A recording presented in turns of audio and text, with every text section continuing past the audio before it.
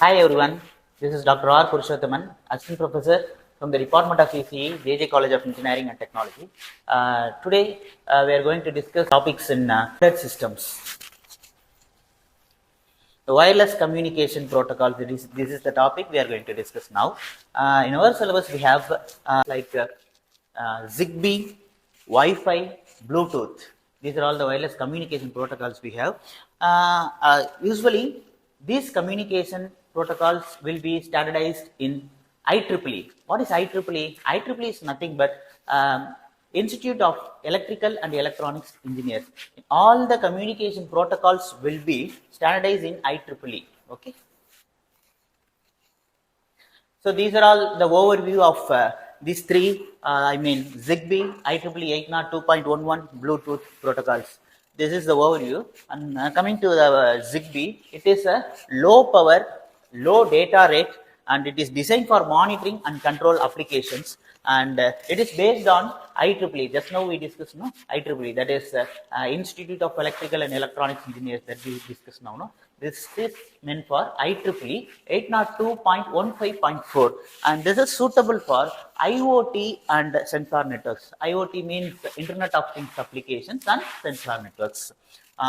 Then coming to the point of Wi-Fi, that is IEEE 802.11. Here it is meant for high data rate wireless local area networks, that is WLAN, and it is based on 802.11 standards, that is IEEE standard, and of course it is used for internet access, streaming, gaming, etc. Then it is a high power consumption, as you know very well about Wi-Fi. So it is a high power consumption standard. And coming to the point of Bluetooth, it is meant for short range communication. So just within a room, we may say. It is a low moderate data rate, and it is based on IEEE 802.15.1, and it is used for cable replacement, and it is a low power portable device. So technology comparison. So coming to the point of technology comparison, we have the features with respect to Zigbee, IEEE 802.11, I mean to say Wi-Fi and Bluetooth. So first standard is frequency band. The frequency band of Zigbee will be 2.4 gigahertz and 868 megahertz and 915 megahertz. In the point of Wi-Fi, it is 2.4 gigahertz, 5 gigahertz and 6 gigahertz. But in the case of Bluetooth, 2.4 gigahertz. And coming to the point of data rate of Zigbee is 20 to 250 kilobytes per second, and for Wi-Fi it is up to several gigabits per second, and of course it is for Bluetooth we have 1 to 3 megabits. It's a classic up to 2 Mbps. Then the range of Zigbee will be 10 to 100 meters, but the range of Wi-Fi is 20 to 100 meters indoor. But the range of Bluetooth is 110 to 30 meters only. Then coming to the point of power consumption, it is very low. Zigbee is very low, and Wi-Fi is high, and it is low for Bluetooth. Then network topology. We know about the network topologies: bus topology, star topology, mesh topology we have. But here the Zigbee uses mesh, star and tree topology, and Wi-Fi uses infrastructure like ad hoc. Then Bluetooth uses piconet and scatternet type of network topology. Then use case, it is Zigbee is mainly used for IoT, smart home, industrial applications, and Wi-Fi is used for internet, streaming, video calls and gaming applications, and Bluetooth is meant for headphones, wearables, file transfer, etc.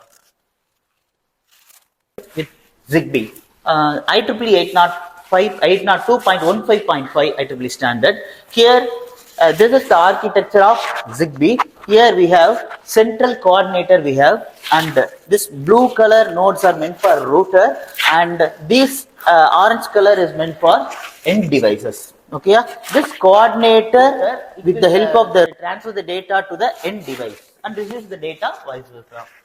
Here the features here are low power, and it is low cost. Of course, it supports number of nodes like up to 65,000 nodes also it may support. And mesh network for reliability, it is self-healing and self-configuring, and secure communication. It is a very high secure communication. It is ideal for IoT and automations. And coming to the point of applications like smart home, industrial automation, smart energy, health monitoring, and agriculture. So next is Wi-Fi. So here, this is the architecture of Wi-Fi. These things and all we know very well. So through the internet, the Wi-Fi router will be there, and it is connected to the end devices. This is the symbol, of course, we know. This is the symbol for Wi-Fi. Here the features are: it is high data rate and throughput. Then it supports various frequency bands up to 2.4 gigahertz and 5 gigahertz, across 6 gigahertz. And it is wide range and coverage, and it supports infrastructure and ad hoc nodes. It is strong security protocol, and it is a backward compatible protocol also. It is used for the applications like internet access, of course, video streaming, online gaming, and video conferencing, and smart offices, etc. The next is our Bluetooth, that is IEEE 802.15.1. What is meant by IEEE? Again, I would like to recall Institute of Electrical and Electronic Engineers. Okay. Then this is the architecture of Bluetooth. Here we have a master node and slave nodes will be there. The master node will give the commands to the slave nodes, and the slave nodes will obtain the commands from the master node, and it will act upon it. Then the key features of Bluetooth are: it is a short range, low power communication. Then it supports classic Bluetooth and BLE, Bluetooth Low Energy Level Protocol, and it is easy pairing and connectivity. These people are using nowadays. So it supports audio and data communication, and it is also a secure encryption protocol, and it is widely used in PAN, I mean personal area networks. Coming to the point of applications, we have wireless headsets, wearable devices, and it is used for file transfer, and keyboard, mouse, and smart devices. So, frequency band and data rate comparison of Zigbee, Bluetooth, and Wi-Fi. So, first protocol is Zigbee.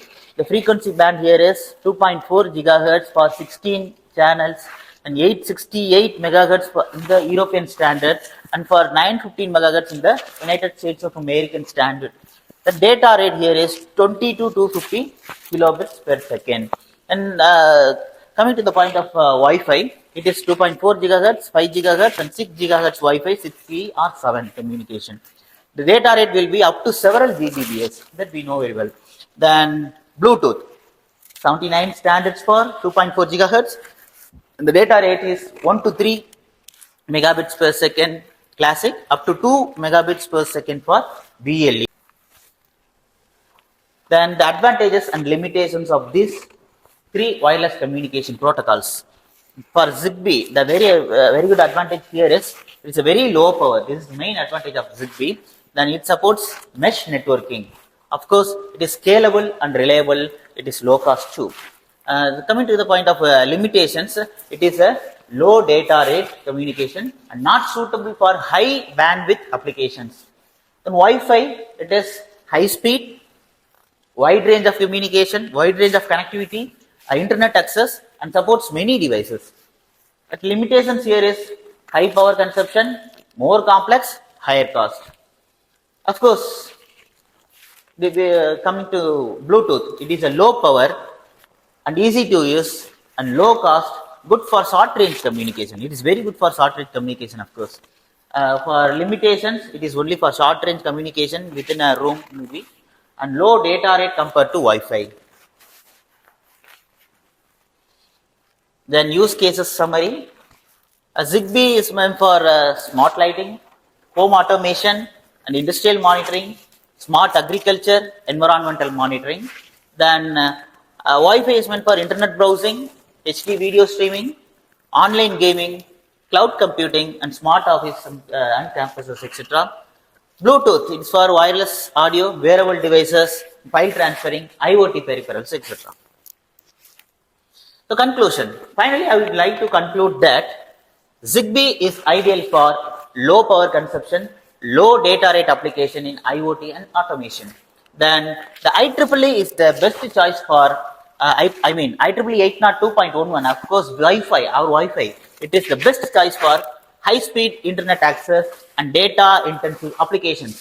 And Bluetooth is perfect for short range communication and personal area networks with low power consumption. So the conclusion is that choosing the right protocol depends on the application requirements as such as range, data rate, power and the cost. So thank you.